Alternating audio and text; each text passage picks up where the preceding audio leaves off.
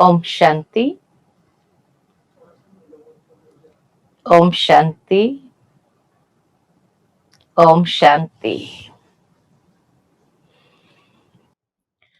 अष्ट शक्तियों का प्रैक्टिकल जीवन के अंदर एप्लीकेशन कैसे करना है, कहां करना है, कहां पर कौन सी शक्ति को यूज करना है, ये महत्व का बात है।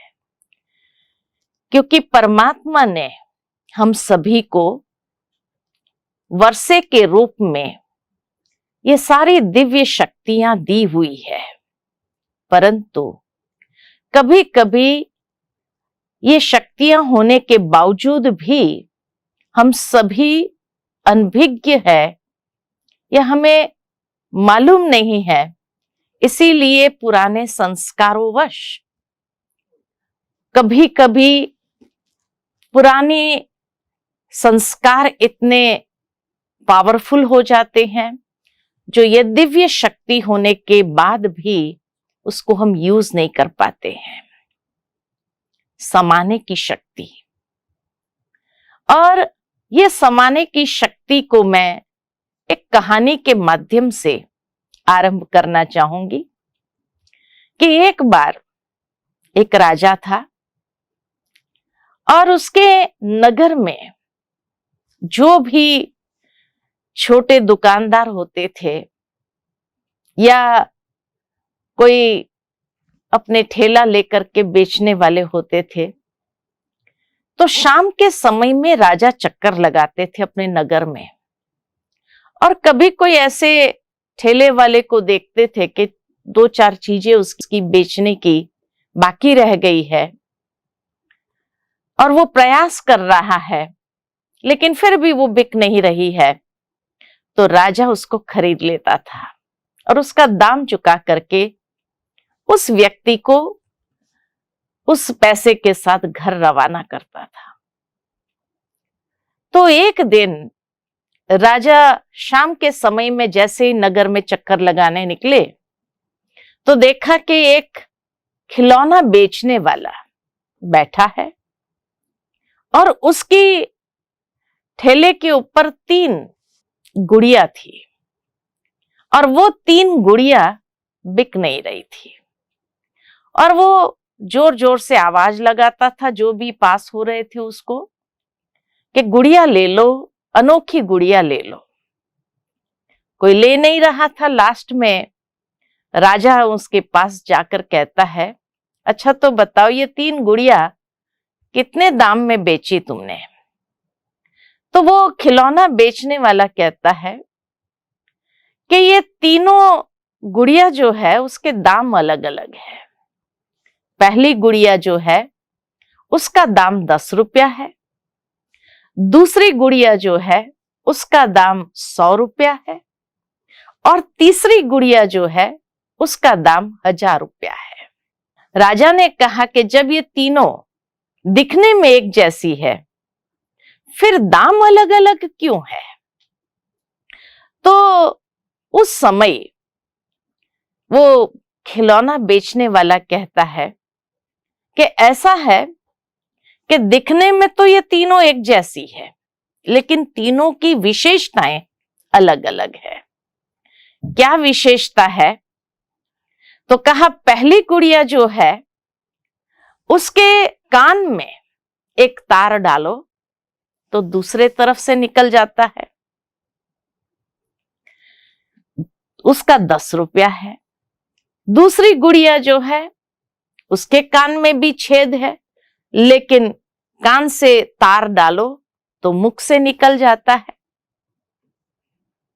उसका 100 रुपया है। और तीसरी गुड़िया जो है उसके भी कान में छेद है लेकिन तार डालो अंदर चला जाता है, वो बाहर नहीं निकलता, उसका 1000 रुपया है। तो कहा इसका भावार्थ क्या? तो कहा जो 10 रुपए की वैल्यू है जिस डॉल की, उसके कान में जब एक कोई बात सुनाते हैं, अच्छी बात सुनाओ, कैसी भी बात सुनाओ, सुनी और दूसरे कान से निकल गई, अर्थात उसने सुना अनसुना कर दिया, न ग्रहण किया अपने जीवन के अंदर, ये शिक्षा देती है। तो नेचुरल है उसकी वैल्यू सबसे कम हो जाती है। दूसरी गुड़िया जो 100 रुपए की है, वो जब भी कोई बात सुनते हैं, अच्छी हो या बुरी हो, वो मुख से वर्णन करते हैं। उसमें अच्छी बातें जब सुनते हैं और जब दूसरों को सुनाते हैं तो दूसरों को खुशी होती है, इसीलिए उसका दाम जो है 100 रुपया है। और तीसरी गुड़िया जो है, वो हर अच्छी बात या बुरी बात जो भी सुनते हैं वो अंदर में समा लेते हैं, भीतर में अपने जीवन में समा लेते हैं, अच्छी बातों को समा लेते हैं। अगर बुरी बात है तो उसको भी समा करके समाप्त कर देते, कभी कहीं फैलाते नहीं है। इसलिए उसकी वैल्यू 1000 रुपया है। भावार्थ यही कि हम सभी के जीवन की वैल्यू इसी समाने की शक्ति से सबसे अधिक हो जाती है। बाकी जिंदगी के अंदर लोग कई बातें सुनते हैं और अनसुना कर देते हैं, तो नेचुरल है वो जीवन में कुछ ग्रहण ही नहीं करते हैं, तो प्राप्ति भी नहीं है। जो सुनते हैं और वर्णन कर लेते हैं, ठीक है, दूसरों को खुशी दिया, बहुत अच्छी बात है, इसलिए उसकी थोड़ी वैल्यू ज्यादा है। लेकिन जो हर बात को ग्रहण कर लेता है, जीवन के अंदर समा लेता है, वो सबसे वैल्यूएबल हो जाता है। कहने का भावार्थ यही है कि हमारी वैल्यू भी जब हम अच्छी बातों को अपने जीवन में समा लेते हैं, ग्रहण कर लेते हैं, तब सबसे अधिक होती है। तो क्या क्या समाना होता है? क्योंकि समाने की शक्ति में आज तक हम यही समझते रहे कि हम सभी संगठन में जीते हैं, तो हमें एक दूसरे की बात को समा लेना है। किसी की कमजोरी हो, किसी की विशेषता है, समा लेना है। लेकिन इतने तक समाने की शक्ति सीमित नहीं है। जो परमात्मा ने हमें सुंदर ज्ञान की बातें सुनाई है, उसमें क्या क्या समाना है हमें अपने जीवन के अंदर। तो सबसे पहले अगर देखा जाए तो परमात्मा, जिसको ज्ञान का सागर कहा जाता है, अथाह ज्ञान का सागर है, और उन्होंने जो ज्ञान हमें दिया है, ज्ञान की एक एक अमूल्य बात हमें अपने जीवन में आत्मसात करनी है। हमें अपने जीवन में उसको समाना है गहराई से। कैसे समाएंगे? तो एक एक बात को सोचते हुए, मनन चिंतन करते हुए उसको रग रग में समा देना है।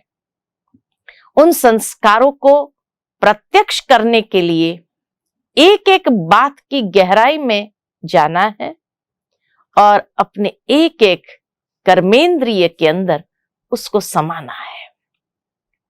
तो विशेष करके जो परमात्मा के इतनी सुंदर ज्ञान की बातें हैं, हमें अपने खाली रग रग में समाना, अर्थात हर कर्मेंद्रिय में समाना है, अपने हर संस्कारों में उसको समाना है। नॉलेजफुल का अर्थ ही है कि हर एक बात कर्मेंद्रियों में वो समा जाए।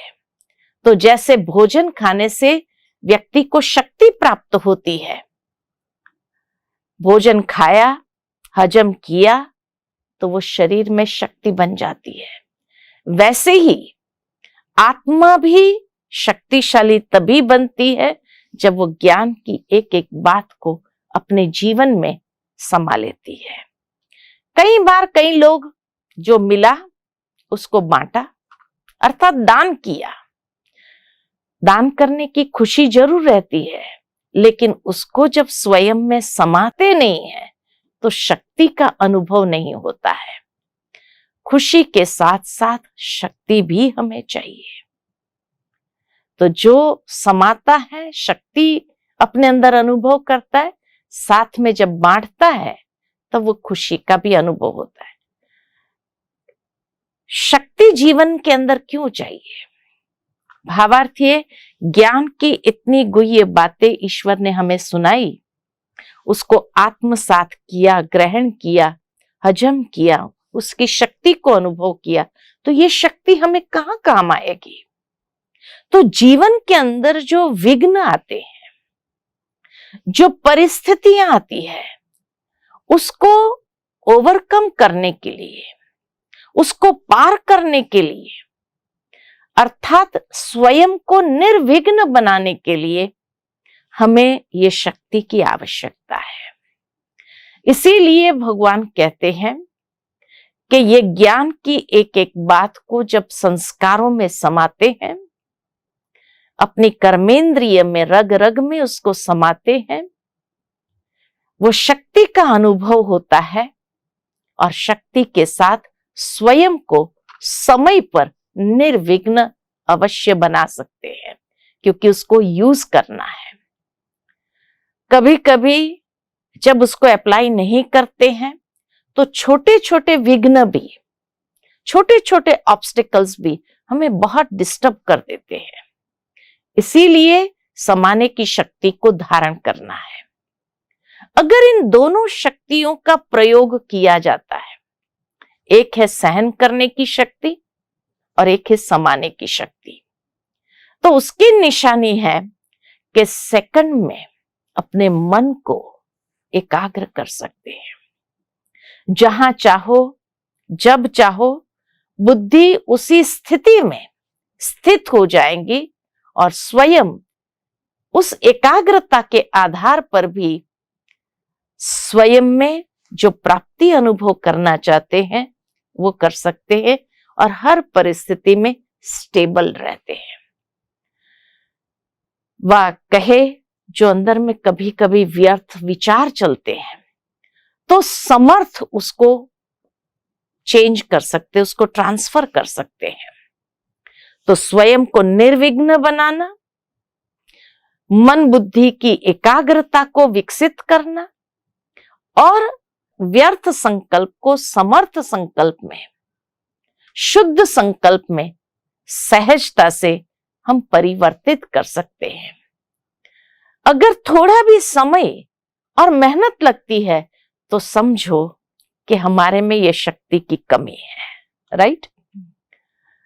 अगर कोई आत्मा मान लो कि ज्ञान की हर एक बात को तो समा लिया और उसको जब यूज किया तो शक्तिशाली बन गए और निर्विघ्न बन गए, लेकिन कभी कभी जीवन में यह भी अनुभव होता है कि कोई शक्ति को आवाहन करो।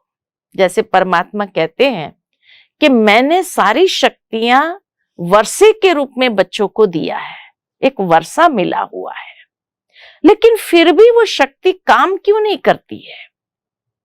हम इन्वोक करते हैं उस पावर्स को, लेकिन वो काम क्यों नहीं कर रही है? कई बार कई लोगों को यह अनुभव होता है उस समय शक्ति आती ही नहीं है और इसीलिए इरिटेट हो जाते हैं, क्रोध में आ जाते हैं। तो वो शक्ति हमारे जीवन में अगर ईश्वर द्वारा हमें प्राप्त है तो वो हाजिर क्यों नहीं होती है? तो बहुत सुंदर बात भगवान ने उसकी गुह्यता समझाई है और कहा है कि परमात्मा की जो आज्ञा है, जो श्रीमत है, हर श्रीमत को जब हम जी हजूर करते हैं, हर श्रीमत अमृत वेले से लेकर रात्रि तक हर श्रीमत को जी हजूर करके अपने जीवन में उसको धारण करते हैं और चलते हैं, तो शक्तियां भी उसका कहना मानती है। अगर मान लो कोई श्रीमत को हमने जी हजूर किया और कोई श्रीमत को हम जी हजूर नहीं करते हैं, उसको लेट गो कर देते हैं, छोड़े आज कोई बात नहीं, ये श्रीमत को अगर पालन नहीं भी किया तो चलेगा। जैसे मान लो कि परमात्मा की श्रीमत है कि हमें रोज सुबह अमृत वेला उठना है और प्यार से भगवान को याद करना है। लेकिन सुबह उठना मुश्किल है तो हम उसको सोचते हैं कोई बात नहीं, सुबह याद नहीं करेंगे, बाद में याद कर लेंगे, और इसलिए अमृत वेले उठते नहीं हैं।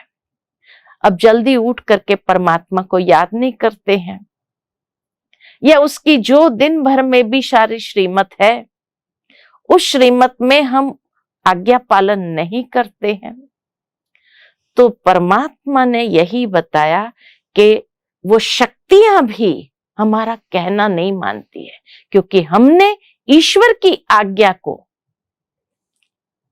ओबीडियंट होकर के फॉलो नहीं किया, आज्ञाकारी बन करके फॉलो नहीं किया, तो वो शक्तियां हमारे लिए हाजिर कैसे होंगी। श्रीमत और शक्तियों का बहुत गहरा कनेक्शन है। इसलिए भगवान कहते हैं जो आज्ञा को सहज पालन कर सकते हैं और जो मुश्किल लगता है वो नहीं करते हैं, छोड़ देते हैं। कुछ किया, कुछ आज्ञा का पालन किया, कुछ नहीं किया, कभी जी हाजिर किया, कभी हाजिर कर दिया, बस ऑर्डिनरी रूप से उसको ले लिया, तो उसका प्रत्यक्ष सबूत यह है, वह प्रत्यक्ष प्रमाण रूप में ऐसी आत्माओं के आगे वो सर्व शक्तियां भी समय प्रमाण हाजिर नहीं होती है। जैसे कोई परिस्थिति प्रमाण समाने की शक्ति मुझे चाहिए और संकल्प करेंगे कि हम अवश्य समाने की शक्ति द्वारा इस परिस्थिति को पार करेंगे, विजयी बनेंगे। लेकिन होता क्या है, आज्ञा को पालन नहीं करते हैं तो कभी कभी समाने की शक्ति का प्रयोग करेंगे, 10 बार समाएंगे, लेकिन समाते हुए भी 1-2 बार समाना चाहते हुए भी समा नहीं सकेंगे। जबकि अपनी शक्ति है, परमात्मा ने हमें वर्षे में दिया है, तो परमात्मा का वर्षा सो बच्चों का हो जाता है। अपनी शक्ति अपने काम न आए तो उसको क्या कहा जाएगा। ऑर्डर मानने वाले या ऑर्डर न मानने वाले कहा जाएगा। इसका मतलब हमने कहीं न कहीं परमात्मा की आज्ञा को ऑर्डर रूप में माना नहीं है, इसलिए ये शक्तियां भी काम नहीं कर रही है। फिर परमात्मा ने देखा है कि 2, एक है मिटाना, एक है समाना। मिटाना माना उल्टा देखना, सुनना, सोचना, बीता हुआ जो है उसको मिटाते जाओ, पास्ट इज पास्ट। बहुत अच्छी बात कही है, लेकिन जैसे कहते हैं ना, एक है कॉन्शियस लेवल, एक है सब कॉन्शियस लेवल। तो कॉन्शियस लेवल पर मिटा देते हैं कई बातें, पुरानी बातें, कई पुराने संस्कारों को हम कॉन्शियस लेवल पर मिटा देते, लेकिन सब कॉन्शियस लेवल पर वो अभी तक भी बात बैठी हुई है। मन की प्लेट जो है हमारी क्लीन नहीं है, हमने मिटाया नहीं है, तो इसलिए वो काम करती है संस्कार के रूप में। तो समाने की शक्ति उस समय पावरफुल नहीं होती है। समय अनुसार समा भी लेते हैं, लेकिन फिर समय पर निकल आता है, वो बात बाहर सबकॉन्शियसनेस से बाहर आ जाती है। तो इसीलिए भगवान कहते हैं जब आपका लक्ष्य है फरिश्ता बनना, तो फरिश्ता बनना माना बिल्कुल clean and clear. Subconscious level पर भी वो बातें नहीं होनी चाहिए। इतना ज्ञान को डीप लेवल पर संभाले, इतना सबकॉन्शियस लेवल पर भी ज्ञान की हर बात को अपने अंदर ग्रहण कर ले, तब समाने की शक्ति इस तरह से काम करेगी जो नेगेटिव को भी पॉजिटिव में परिवर्तन कर देगी। ये नहीं कि नेगेटिव को समा दो, नहीं, नेगेटिव को पॉजिटिव में चेंज करके समाओ, तब फिर अपने जीवन के अंदर हर क्षण नवीनता का अनुभव करेंगे। तो ये पहली बात है समाने की। दूसरी बात, तो पहली बात हमने देखी, ज्ञान की हर बात को अपने अंदर जब समा लेते हैं, रग रग में समा जाती है, अपने संस्कारों में समा जाते हैं, उस नॉलेज के पॉइंट्स को अपने हर कर्मेंद्रिय में समा लेते हैं, यानी अपने सबकॉन्शियस लेवल पर जब उसको समा लेते हैं तो निर्विघ्न बनना, मन को जहां लगाना चाहो लगा सकते, और हर नेगेटिव बात पॉजिटिव में चेंज हो जाएगी। कितना फायदा है। दूसरी बात क्या समाना है, तो ये ईश्वरीय जीवन जो हमें मिला है, जिसको कहते हैं ब्राह्मण जीवन, क्योंकि ब्रह्मा के मुख कमल से जो ज्ञान सुनाया परमात्मा ने, उस ज्ञान को हमने ग्रहण किया, तो इसीलिए उसके मुख संतान होने कारण हम अपने आप को ब्राह्मण कहलाते हैं। जन्म से कोई ब्राह्मण हो न हो, कर्म से ब्राह्मण होना है। तो इसीलिए ये ईश्वरीय जन्म जो हमें मिला है, इस ईश्वरीय जीवन का लक्ष्य है कर्मातीत होना, और इस लक्ष्य को पाने के लिए समाने की शक्ति बहुत आवश्यक है। कैसे? तो जन्म जन्मांतर से हमारा एक संस्कार है एक्सपेंशन में जाने का, विस्तार में जाने का। कोई भी बात हो तो इतना हम उसको एक्सपैंड करेंगे, और उस एक्सपेंशन में जाने में क्या होता है, भटक जाते हैं। मन बुद्धि हमारी अनेक व्यर्थ बातों में भटक जाती है। तो ये संस्कार बहुत पक्का हो गया है। इसीलिए भगवान कहते हैं ऐसे विस्तार में भटकने वाली बुद्धि को क्या करना है, सार रूप में स्थित करना है, एसेंसफुल बनना है। तो विस्तार को संभालो एंड एसेंसफुल बन जाओ, एक्सपेंशन में नहीं जाओ। क्यों हुआ, क्या हुआ, कैसे हुआ, कहां हुआ, ये कब हुआ, ये सारे जो अनेक प्रकार के एक्सपेंशन में जाते हैं, तो कभी कभी ऐसी बातें भी हमें पता लगती है जो बाद में कई लोग कहते हैं इससे तो नहीं जानते थे ना, तो सुखी होते थे, जानने के बाद दुखी हो गए। उसका कारण क्या? एक्सपेंशन में जो गए। इसलिए परमात्मा हमें कहते हैं एसेंसफुल बन जाओ, सार में आ जाओ। तो इसके लिए ये शक्ति की, समाने की शक्ति की आवश्यकता है कि एक्सपेंशन को संभालो, और जब उसको समा लेते हैं तब एसेंसफुल बन जाते हैं। कई कहते हैं कि जब हम परमात्मा को याद करने बैठते हैं ना, तो और संकल्प बहुत चलते हैं, और विचार बहुत आते हैं।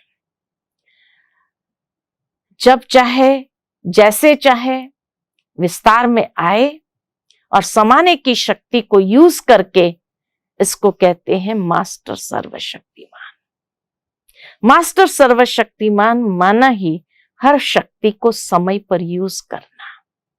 तो जहां आप देखो बहुत एक्सपेंशन में जा रहे, एसेंसफुल बन जाओ। पॉइंट अति सूक्ष्म होता है जिसमें सभी समाया हुआ है। तो इस समय हमारा मुख्य पुरुषार्थ यही है कि विस्तार को संभालो। जिसको विस्तार को संभालने का तरीका आ गया, वही ईश्वर के समान बन जाता है। तो अब पुरुषार्थ हमारा यही है, बीज रूप एसेंसफुल में भी सीड बन जाओ। जैसे एक वृक्ष का सीड जो होता है, जब वृक्ष पूरा फलीभूत हो जाता है, लास्ट में वो एक सीड नीचे गिरता है, और उस सीड को जब धरती अपना लेती है तो फिर वहां से एक नया वृक्ष आरंभ होता है, और उस बीज के अंदर उस वृक्ष का जो एक्सपेंशन है वो पूरा समाया हुआ है। तो परमात्मा भी हमें यही कहते हैं, सारे संसार में एक्सपेंशन बहुत है, लेकिन वो सारा किचड़ा हमें अपनी बुद्धि में रखने की आवश्यकता नहीं है। लेकिन एसेंसफुल बन जाए, सीड सीड बन जाए, हम बीज रूप हो जाए, उसमें स्थित हो जाए। क्यों?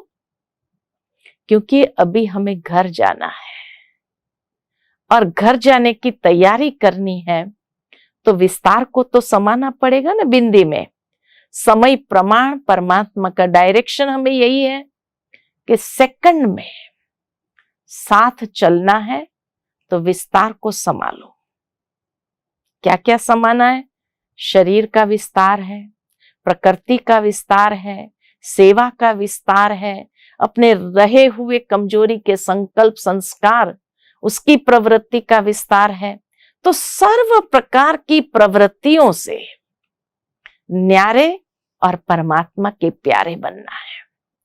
वह कोई प्रकृति अपने तरफ आकर्षित कर ले, लास्ट मोमेंट में अगर मान लो देह की ही प्रवृत्ति जो है, अपने कमी कमजोरी के संस्कारों की प्रवृत्ति, वो हमें अट्रैक्ट कर ले, या भौतिक चीज वस्तुओं के साधनों की ये प्रवृत्ति हमें अट्रैक्ट करे, और उसी समय हमारी अंतिम घड़ी आ जाए, तो क्या होगा? फेल हो जाएंगे ना। तो इसीलिए परमात्मा ने कहा है बिंदु में समा जाओ। बाबा भी बिंदु है, मैं आत्मा भी बिंदु हूं, और इस बिंदु में समा जाना है। परमात्मा बिंदु स्वरूप और हम आत्मा भी बिंदु स्वरूप, और उसी में समा जाना, यही तो हमें लास्ट सारे क्वेश्चंस को पार करने के लिए हेल्पफुल होंगे। और कोई की याद ना आए, बस बुद्धि फुल स्टॉप, बुद्धि को बिंदु लगाओ। इसीलिए परमात्मा ने हमें मंत्र दिया है, बिंदु लगाओ, अनेक बातों को बिंदु लगाओ, बिंदु बनो और बिंदु परमात्मा को याद करो। यही है पास होने की विधि। जैसे पिछली बार हमने देखा था कि ये अष्ट शक्तियों को जब सही समय पर सही शक्ति को यूज करते हैं, तो उसी के आधार से अष्ट की माला में जाएंगे, या 108 की माला में जाएंगे, या 16,108 की माला में जाएंगे। माला के दाने जरूर बनेंगे, लेकिन फर्क तो है ना, कहाँ 8 का पहला नंबर का दाना, कहाँ 16,008 का लास्ट नंबर का दाना। उसका मतलब कहीं ना कहीं अप्लाई करने में कंफ्यूजन हुआ, तो लास्ट नंबर में चला गया। जब राइट टाइम पर राइट शक्तियों को यूज किया, तो वही अष्ट की माला में आ गया। तो ये है सेकंड समाने की बात। पहली है ज्ञान को समाना, दूसरा है विस्तार को समाना। तीसरी बात समाने की शक्ति को जो यूज करना है, क्योंकि हम सभी एक संगठन में रहते हैं, परमात्मा के सभी बच्चे एक संगठन में हैं, और ये संगठन का किला है। जिस तरह कई बार परमात्मा हमें कहते हैं कि मान लो कि एक फोर्ट हो, किला हो, और किला बहुत स्ट्रांग है, तो कोई भी बाहर से अटैक करेंगे उसको हिला नहीं सकते, और ही वो हार करके चले जाएंगे। लेकिन अगर किले की कोई एक ईंट भी कमजोर है और उसी पर अटैक किया जाए, तो सारा किला भी गिर सकता है। तो इसीलिए परमात्मा हमें कहते हैं हमारा ये ईश्वरीय संगठन का किला है, और एक मत परमात्मा की जो है, उस मत पर हमें चलना है। तो व्यर्थ संकल्पों को समाप्त करना है, और इस किले का आधार क्या है? ये ईश्वरीय किला का आधार है फेथ और समाने की शक्ति। एक दूसरे के प्रति फेथ और समाने की शक्ति, यह है इस संगठन को जोड़ने का धागा, नींव, फाउंडेशन है। पहले से ही व्यर्थ संकल्प नहीं चलाने चाहिए कि इस प्रकार दूसरा गलती कर रहा है, क्या करे, और उसकी गलती को फैलाना। परमात्मा हमें कहते हैं इसको संभालो अपने अंदर, इतना एक दूसरे के प्रति हमें फेथ हो और एक दूसरे के प्रति स्नेह की शक्ति हो, जो उसको ठीक कर दे। जैसे लौकिक रीति से घर की बात घर में ही रहनी चाहिए, बाहर नहीं करते हैं, नहीं तो इससे घर का ही नुकसान होता है। ठीक इसी तरह एक ईश्वरीय परिवार है, संगठन के साथी जो कुछ भी करते हैं, हो सकता है उसमें कुछ रहस्य है। मान लो कि हमारे दृष्टिकोण से वो रॉन्ग है, तो भी हम उसको परिवर्तन कर दें। तो दोनों प्रकार के फेथ रख करके कि उसने जो किया है उसमें भी कोई कल्याण हो सकता है, कोई रहस्य हो, मुझे नहीं मालूम है, तो उसमें भी फेथ रखे और उस बात में भी फेथ रखे।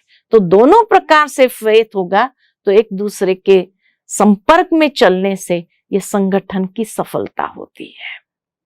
परिवार में जैसे होता है, एक बार की बात याद आती है कि एक बार एक परिवार था और परिवार जो था उनके अंदर मतभेद हो गया। दो भाई थे तो सोचा कि अभी अलग हो जाए, बंटवारा कर दे। अब इकट्ठा जब रहते थे तो उनके घर में कोई मेहमान आने वाला था और इन लोगों का एक तरफ बंटवारा हो रहा था। अब जो है वो मेहमान तो आ गया, पहुंच गया, तो उस समय जो है दोनों बहुओं के हाथ में बेलन था, एक ही बेलन दोनों पकड़े हुए थे। तो मेहमान जो आया उसको लगा कि पता नहीं क्या हो रहा है, ये दोनों बहुएं इसकी एक बेलन पकड़ करके खड़ी। तो जो सास थी, समझदार थी, उसने देखा कि इसके मन में कुछ चल रहा है, तो उसने मेहमान को कहा आपका कमरा ऊपर है, चलो मैं आपको दिखाती हूँ, करके वो ऊपर लेके गई उसको, उसका कमरा दिखाया। उसके बाद कहा आप फ्रेश होकर के नीचे आ जाना भोजन करने के लिए। देखो आपने देखा कि आप जब आए तो हमारी दोनों बहुएं जो है उसके हाथ में एक बेलन था।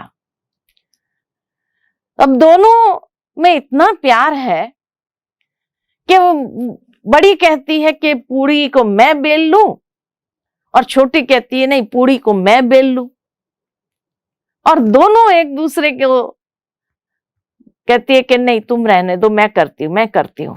तो दोनों जैसे खींचातानी कर रहे थे। तो वो मेहमान को इतनी खुशी हुई कि मैं एक इतना अच्छे परिवार में आया हूं जहां इतना प्यार है आपस में। बड़ी खुशी से वो फ्रेश होकर के नीचे जब आया तो उसको खाना परोस रही थी, तो छोटी बहू पूड़ी परोसने आई। तो मेहमान ने पूछा आखिर फिर पूड़ी किसने बनाई? तो वो समझ गई बहू कि हमारी सास ने जरूर कहा होगा ऐसी बात। तो उसने कहा बड़ी भाभी ने बनाई पूड़ियां और मैं परोस रही हूं। वो मेहमान बड़ी खुशी से इतना अच्छा इंप्रेशन लेकर के वहां से गया। वास्तव में बात ये थी कि जब बंटवारा हो रहा था दोनों बहुओं का, दोनों भाइयों का, तो घर में बेलन एक ही था। आपस में लड़ाई उसी बात पर चल रही थी। वो कहे बेलन मुझे चाहिए, वो कहे बेलन मुझे चाहिए। लेकिन सास ने उस बात को किस तरह से संभाल लिया, और वो मेहमान आया भी और इतना अच्छा इंप्रेशन लेकर के गया। तो जिस प्रकार लौकिक में भी हम एक दूसरे की बात को संभाल लेते हैं और संभाल लेते हैं तो घर की बात बाहर नहीं जाती है।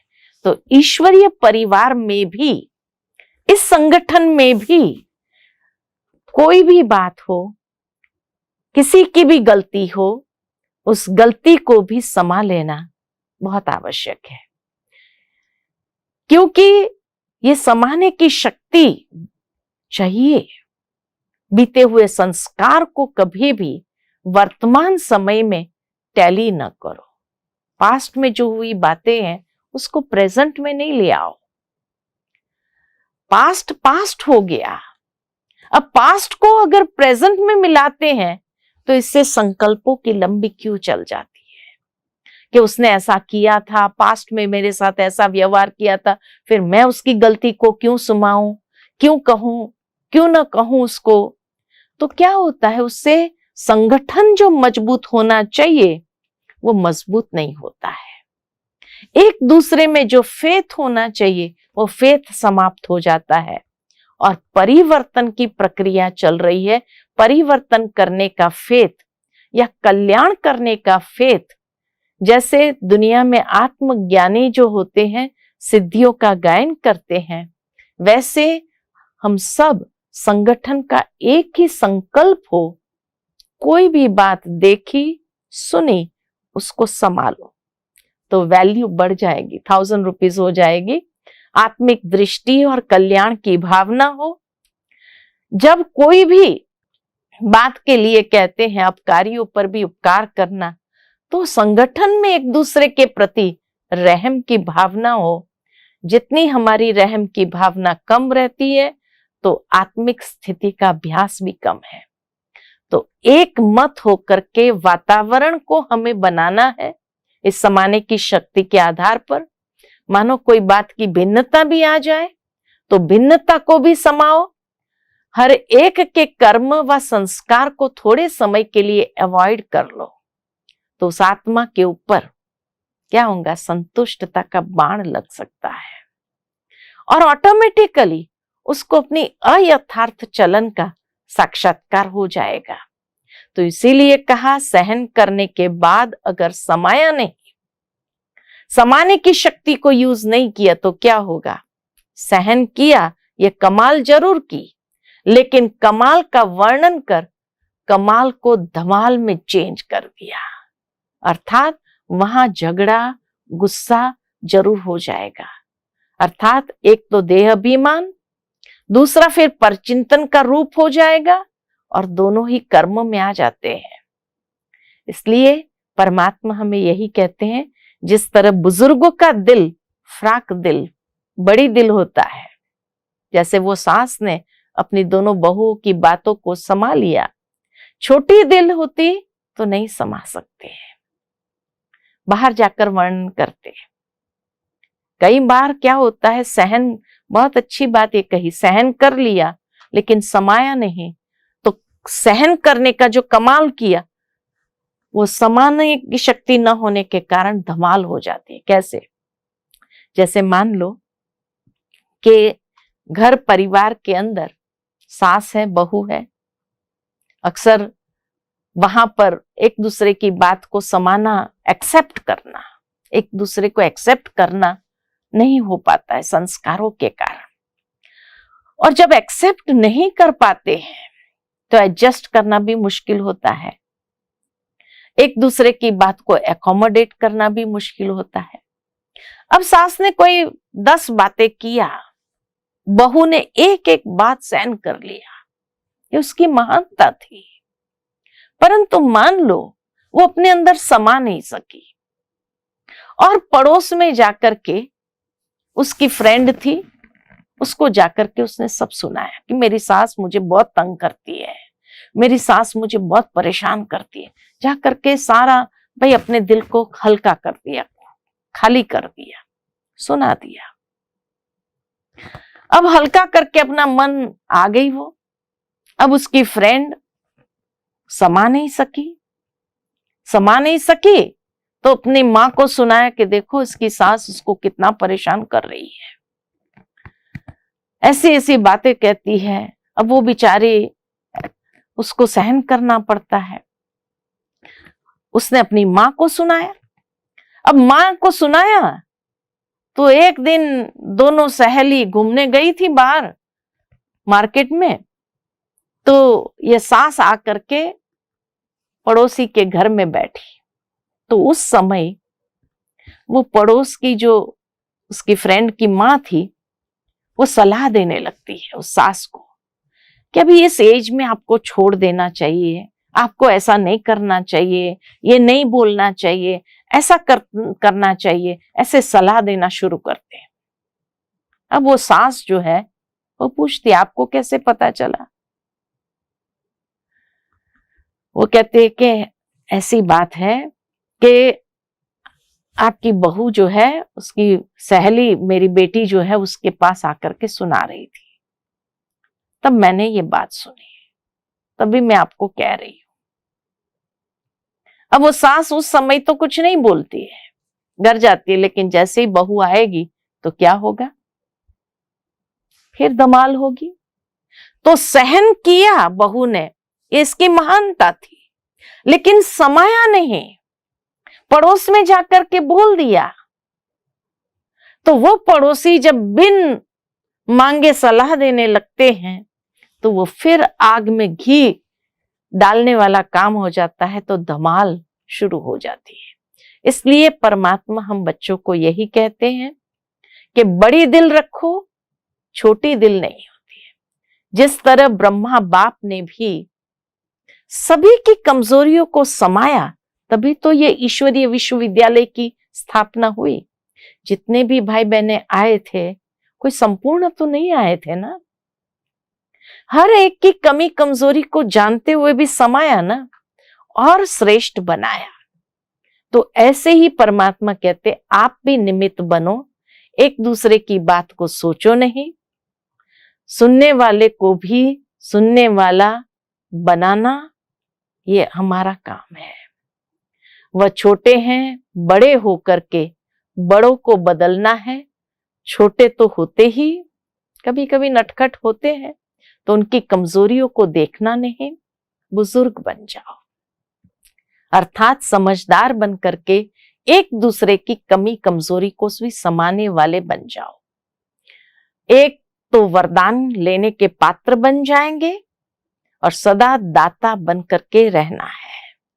दूसरा, विघ्न विनाशक बनना है, तो समाने की शक्ति सदा विशेष रूप से अटेंशन में रखना है। तो ये दो विशेषताएं, एक एकता, एक संतुष्टता। अगर कोई भी संस्कार ऐसा है तो ताली नहीं बजाओ। अगर हर एक अपने को चेंज करे, समाने की शक्ति को धारण करे, तो वह संस्कार भी अवश्य शीतल हो जाएगा। निमित्त सेवाधारी बनना है और परमात्मा के साक्षात्कार कराने वाला दर्पण बनना है।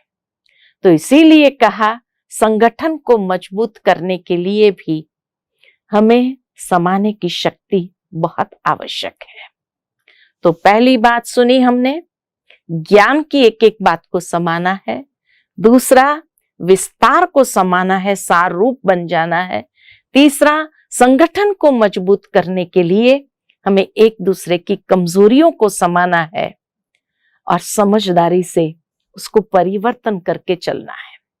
चौथी बात कि जिस तरह सागर होता है, सागर कितना विशाल है, अनेक नदियों का किचड़े वाला पानी को भी समा देता है। समाने की शक्ति सागर के अंदर है और साथ साथ सामना भी करता है। सागर इतनी ऊंची ऊंची लहरें, जब तूफान पर आता है तो लहरों से जो भी चीजें हैं उसका सामना भी करता है। दोनों शक्ति है सागर के पास, लेकिन अनेक नदियों का किचड़ा वाला पानी समा लेता है।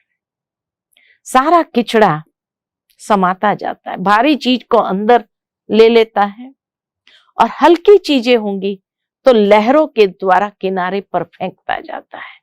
वो सागर भी अपने पास नहीं रखता है, किनारे पर कर देता है। ठीक इसी तरह हमें भी सागर की तरह बनना है। ऐसा विशालता, गंभीरता को अपने जीवन के अंदर धारण करना है, जो माना कोई भी बात आए, अगर काम की हो उसको संभालो, ना काम की हो तो उसको बाहर फेंक दो, यानी सुना अनसुना कर दो। तो भगवान कहते हैं कि जिस तरह सागर में मोती रत्न प्राप्त होते हैं, ठीक इसी तरह आपके जीवन के अंदर भी मोती रत्न, और सागर को कहा ही जाता है संपन्न। कितने मोती रत्न उसमें भरे पड़े हैं, संपन्न है। तो संगम युग में परमात्मा भी हमें संपन्न करने आए हैं, तो संपन्न बनने का आधार समाने की शक्ति है। तो सागर की तरह बनने से क्या हो जाता है? अकल्याण को कल्याण की भावना में बदल देंगे। एक सेकंड में किसी का अवगुण होगा, उसको गुण में चेंज कर दो। जैसे सागर किचड़े को समा लेता है अंदर में, लेकिन वही किचड़े कभी कभी सीप में जाकर के मोती बनने लगता है। तो इसीलिए नुकसान को फायदे में परिवर्तन कर दो, निंदा को स्तुति में परिवर्तन कर दो। ऐसे दृष्टि और स्मृति में रहना ही विश्व कल्याणकारी की स्थिति मानी जाती है। तो सागर की तरह बनना। पांचवी बात, और क्या समाना है? पांचवी बात हमें जो समाना है कि परमात्मा के प्यार में समा जाओ। सभी के दिल में परमात्मा का स्नेह है। हर एक इंसान ईश्वर से प्यार करता है। स्नेह ने ही तो यहां तक हमें पहुंचाया है। दिल का स्नेह दिलाराम तक ले आया है। तो दिल में सिवाय परमात्मा के और कुछ नहीं। जब परमात्मा ही हमारा संसार है, परमात्मा के दिल में रहना है, अर्थात परमात्मा के संसार में समाये हुए रहना है। वो और कुछ भी देखते हुए नहीं देखते हैं, क्योंकि परमात्मा के लव में सदा लवलीन रहना है। तो वहां भी समाने की शक्ति जरूरी है कि जब हम परमात्मा प्यार में समा जाते हैं, तो जो परमात्मा के गुण, ज्ञान, सुख, आनंद के सागर है परमात्मा, उसमें जब हम समा जाते हैं तो वो गुण हमारी अपनी प्रॉपर्टी बन जाती है, जिसको देख करके, ऐसे बच्चों को देख करके परमात्मा भी हर्षित होते हैं। तो ये पांचवा तरीका है समाने का। और छठा तरीका क्या है समाने का? तो छठा तरीका है कि जैसा समय वैसे अपने को एडजस्ट करना है। अनेक प्रकार की बातें आएगी, परिस्थिति आएगी, नाजुक समय आएगा। हमें हर रीति से अपने को पास विथ ऑनर अगर होना है, तो ये एडजस्टमेंट पावर बहुत जरूरी है। एडजस्ट करने की पावर से ही विजयी हम बन सकते हैं।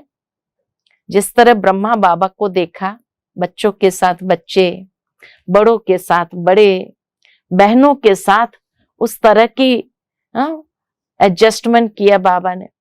तो हर एक के साथ, चाहे बेगरी लाइफ आई तो बेगरी लाइफ में भी एडजस्ट हो गए।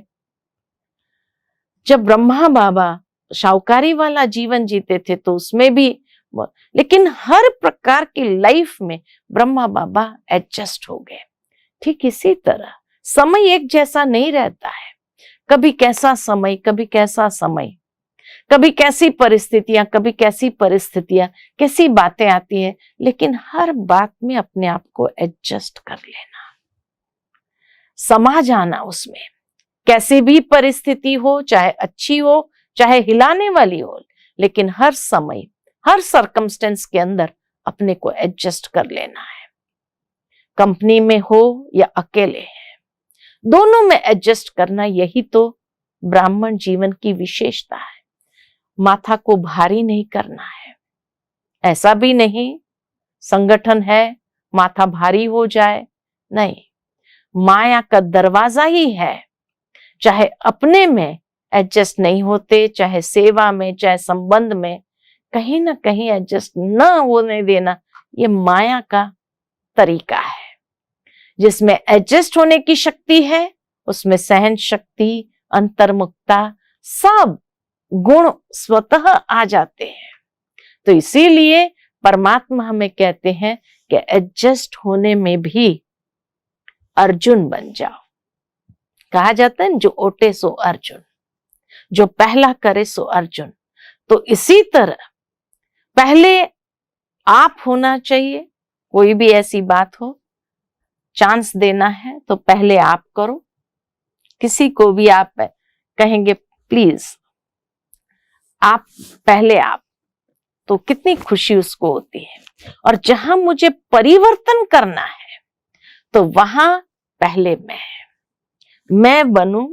एग्जाम्पल, अब मैं बनूंगी तो मुझे देख करके सब करेंगे। तो जहां परिवर्तन की बात आती है वहां पहले मैं, जहां रिस्पेक्ट देना है वहां पहले आप। ये एडजस्टमेंट करना जिसको आ गया, ऐसे जो अर्जुन बना वो विजयी आत्मा है। तो ये 6 तरीके से हमें समाने की शक्ति को अपने जीवन में ग्रहण करना है। पहली बात, ज्ञान की एक एक बात को ग्रहण करना, गुणों को ग्रहण करना, तो वैल्यू को बढ़ा देते हैं। दूसरा, विस्तार को सार में समा लेना है। तीसरा, संगठन में रहते तो एक दूसरे की कमी कमजोरी को समा लेना है।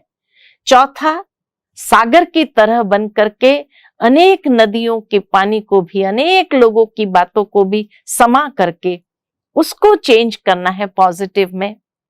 और संपन्न बनना है, उसी में संपन्न बनना है। पांचवी बात, परमात्मा के स्नेह में समा जाना है। और छठी बात, जैसा समय, जैसी परिस्थिति, जैसी बातें, वैसे अपने आप को एडजस्ट कर लेना, क्योंकि एडजस्ट करने वाला ही विजयी रत्न है। तो ये 6 रूप से समाने की शक्ति को जीवन में धारण करने से व्यक्ति नंबर 1 में जा सकता है, अपनी वैल्यू को बहुत बढ़ा सकता है। ठीक है? ठीक है सभी? ओम शांति। तो हम सभी थोड़ी देर के लिए मेडिटेशन में बैठते हैं और परमात्मा से ये समाने की शक्ति को अपने जीवन में इन्वोक करेंगे। ओम शांति।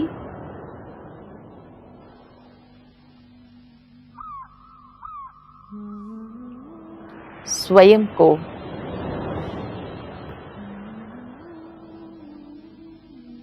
बाह्य सभी बातों से समेट लेते हैं।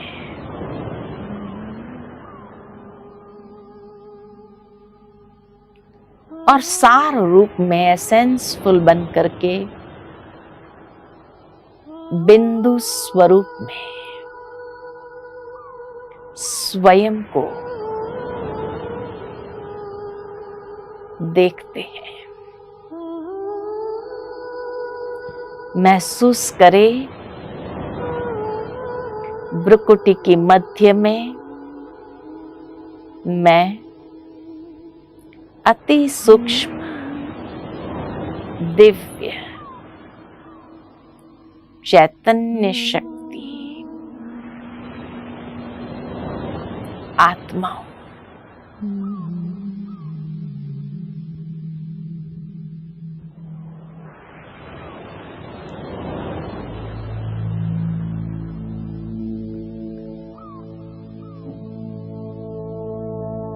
मैं आत्मा शरीर की सर्व कर्मेंद्रिय की मालिक हूं।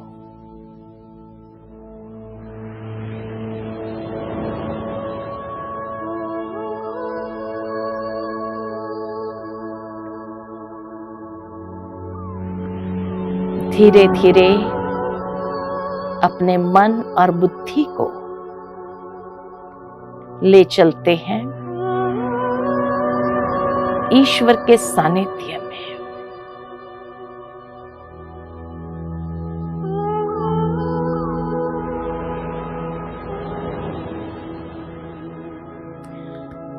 जैसे मैं बिंदु स्वरूप आत्मा हूं, वैसे मेरे पिता परमात्मा भी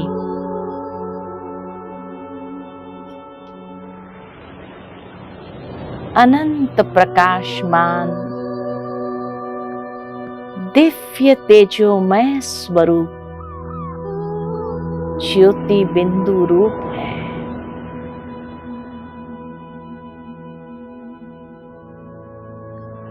मैं आत्मा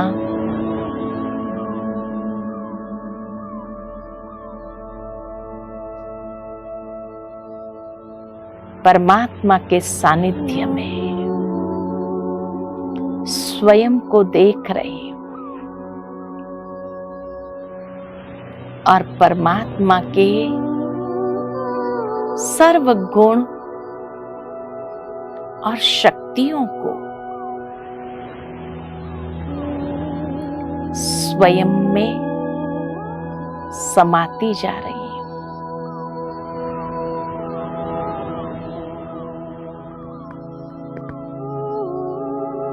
परमात्मा पिता मेरे माता पिता है। सर्व संबंधों का सुख मैं एक परमात्मा से अनुभव करती हूं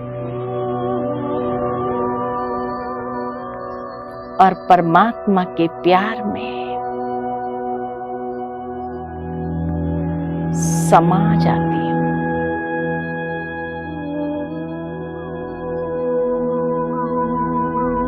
मैं और मेरा बाबा, दूसरा न कोई।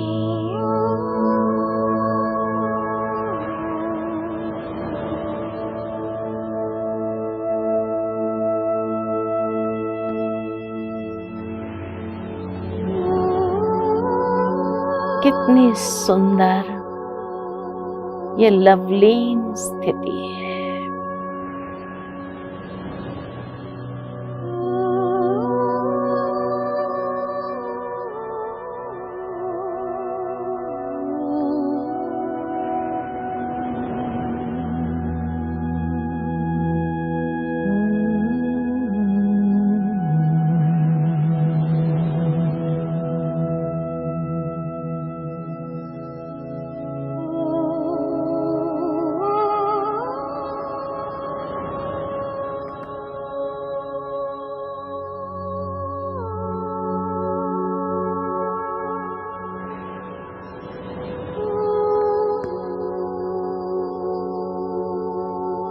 परमात्मा से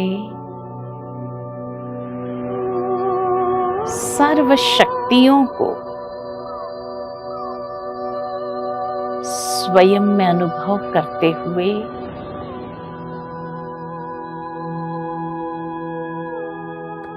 मैं उन शक्तियों को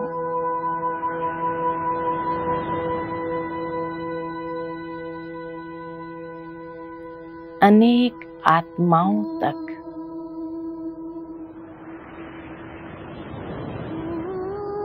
प्रवाहित होने देती हूं। उस ऊर्जा को स्वयं में समाते हुए सर्व तक सहजता से पहुंचाती हूं।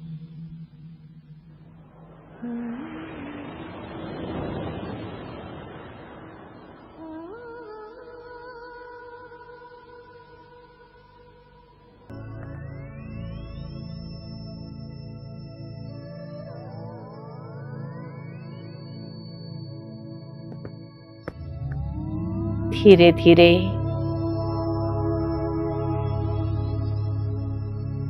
परमात्मा शक्ति की ऊर्जा से मैं आत्मा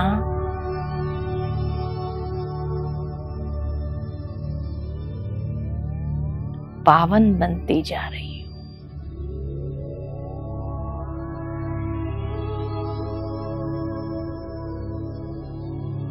अनेक जन्मों की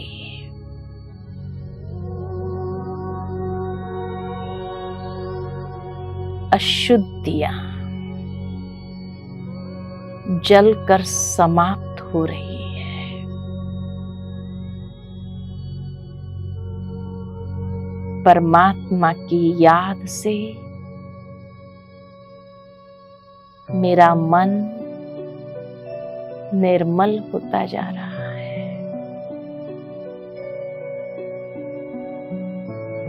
मेरा हृदय शुद्ध होता जा रहा है।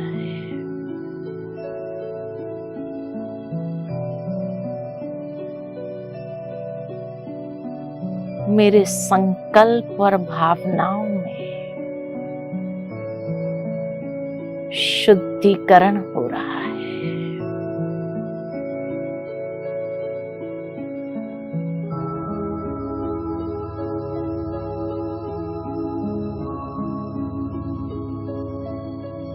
परमात्मा के संग में मैं आत्मा श्रेष्ठ बनती जा रही हूं।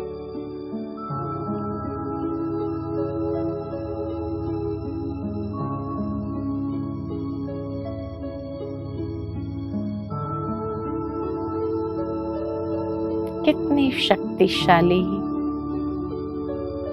अवस्था है।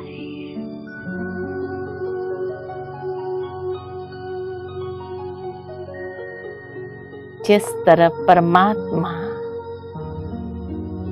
बीज रूप है, मैं आत्मा भी बीज स्वरूप स्वयं को अनुभव करती हूँ।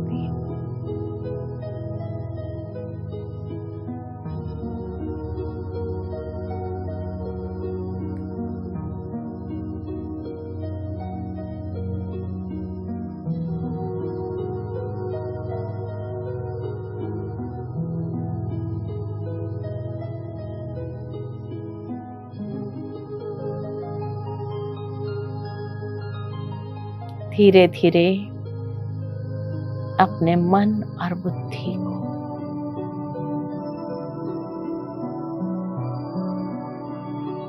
वापस इस पंच तत्व की दुनिया की ओर